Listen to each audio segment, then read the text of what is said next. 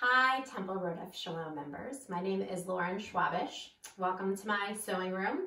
Today I'm going to show you how to make a fabric face mask. I've been making a lot of these lately.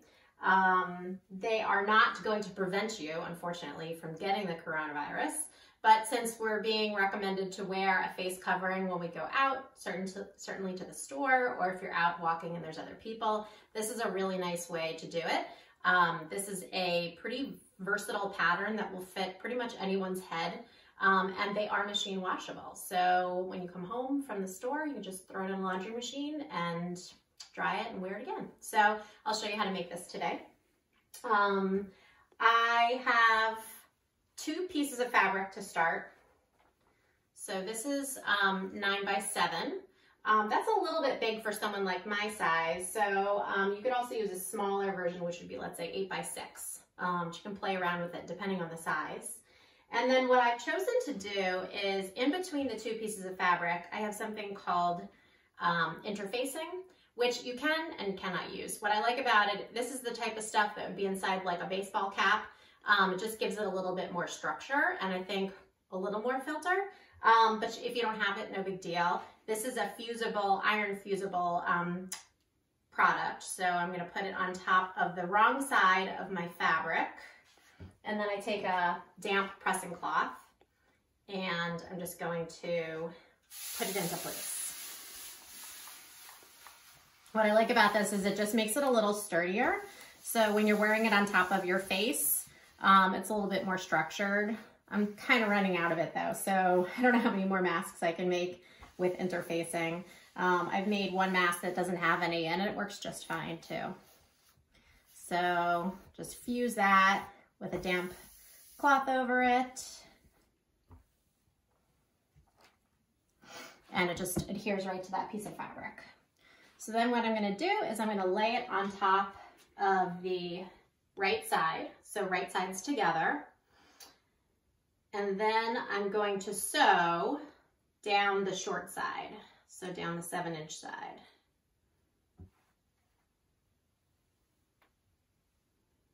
Just pin this so it stays together.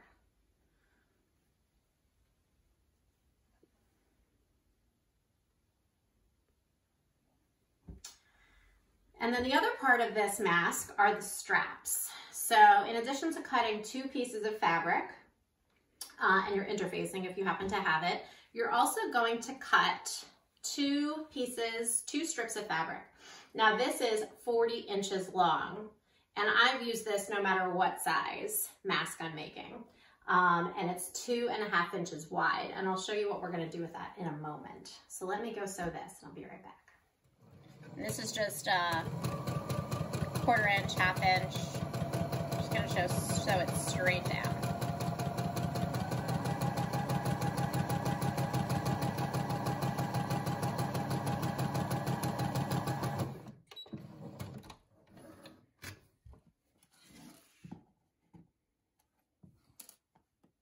Okay, so now I sewed both of the short sides and I'm gonna turn it right sides out.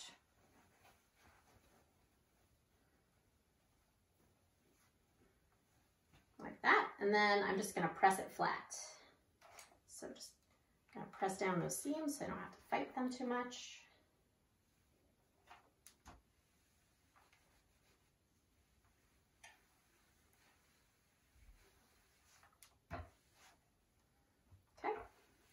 So that is the body of the mask. Okay, so now let's get to the straps. So you're gonna take your 40-inch long, 2.5 inches wide piece of fabric. Now, if you don't have any that's this long, but you have little remnants of it, you can also sew them together. So one I made has, you know, kind of bunches like that. So this is where you can kind of customize it, use it whatever scraps you have. This is a very flexible one. And this is the mask that doesn't have the interfacing. So you can see it's a little floppier than the first one I showed you.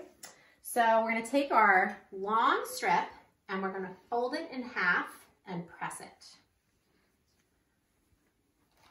Just like this. What we're basically doing is making something called bias tape. This is something you could buy in a store, but since we're not going out these days, you just make it yourself. Okay, so we're gonna sew iron the whole length in half.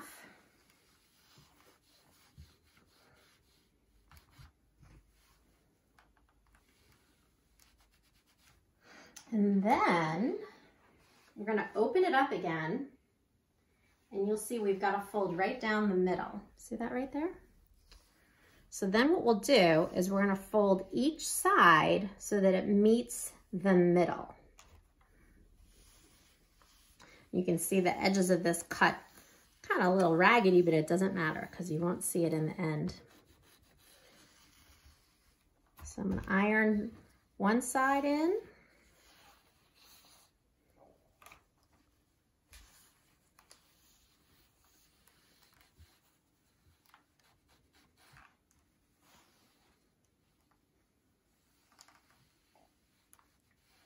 And then I'm going to do the same on the other side and just flip it around.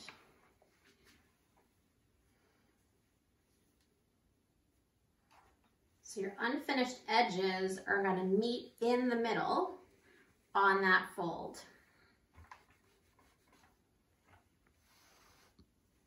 What I like about this is that although it does take a little bit of time, you don't need any ribbon or elastic.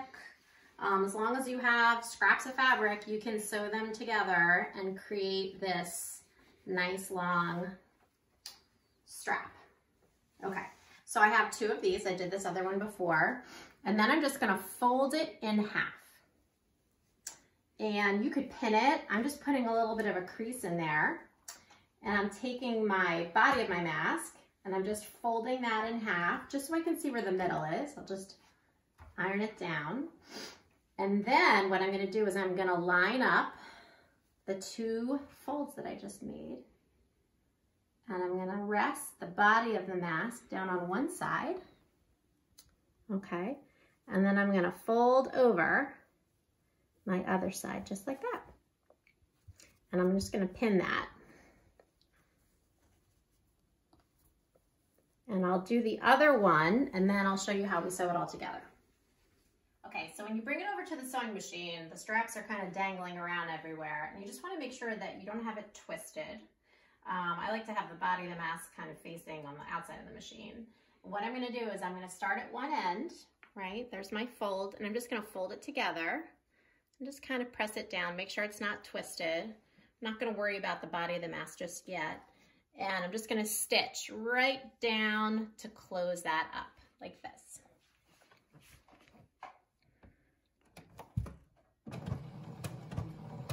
I always back stitch a little bit just to make sure that it stays put. And then all along, you're just gonna make sure that the two edges are meeting up. And this is just a 1/4 inch stitch all the way down.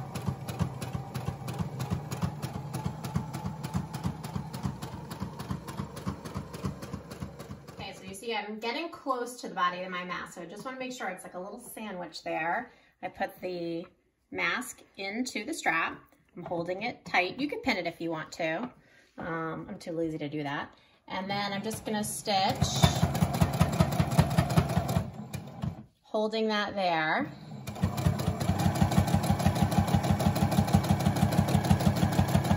And then since this is a strap, we're going to be tying it and untying it. When I get to the mask, where the mask and the strap meet, I'm just going to back stitch a little bit. Just go back and forth a little bit.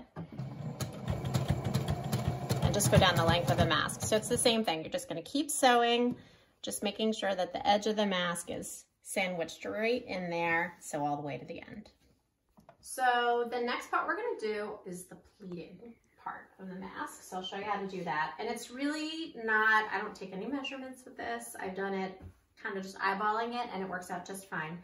So what you're going to do is you're going to pleat it with your hands, and you want to have 4 pins, because you're going to pin the first pleat and you're going to pin the second pleat. And then you can give it a little press with your iron if you want or not. If it's holding pretty well, you're okay.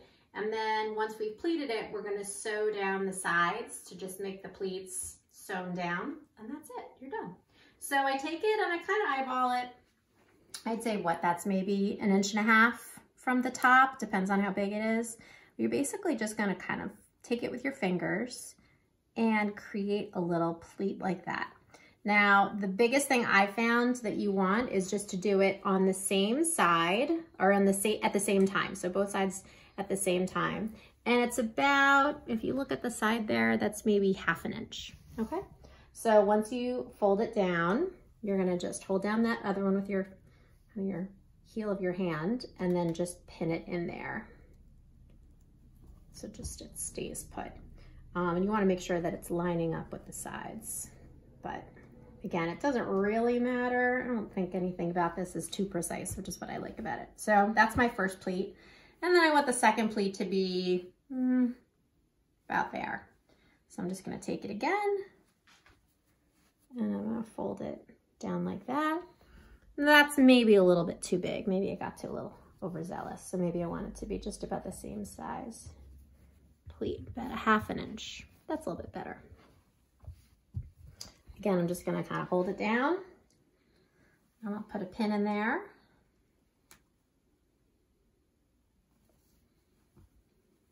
Make sure it's roughly lined up. And another pin over here. All right, take a look at it.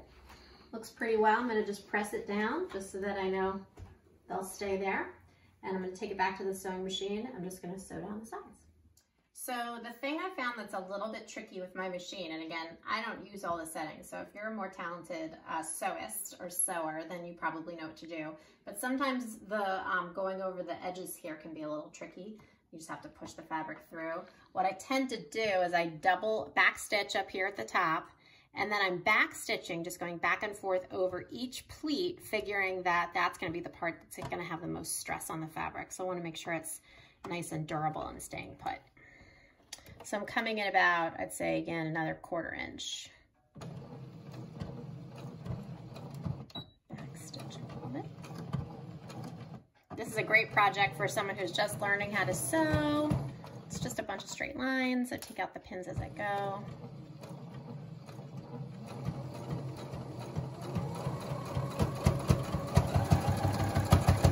So I just have to kind of push it through to get over that first pleat. And I'm going back over it just to make it extra strong. If you have a quilting foot on your machine, you could probably do that, but this works just fine. And then I'm just gonna back stitch over that one. And come down to the end of my mat. And before I back stitch over that. And then I'll do the other side. So my pleats are done, and I'm coming over here and I'm just gonna trim off all the little extra threads that are there. Doesn't need to look too finished. And that's it. I don't know if there's necessarily a top or a bottom, but I think the pleats facing downward is how kind of it works best. And you're just gonna take it and tie it around, you know, the bridge of your nose, and then tie it around. You could tie it around the neck, or you could tie it up above, depending on how long the straps are on you. And that is your fabric face mask. So I hope you are all safe and healthy, and I hope to see you soon at Temple Road of Shalom. Thank you.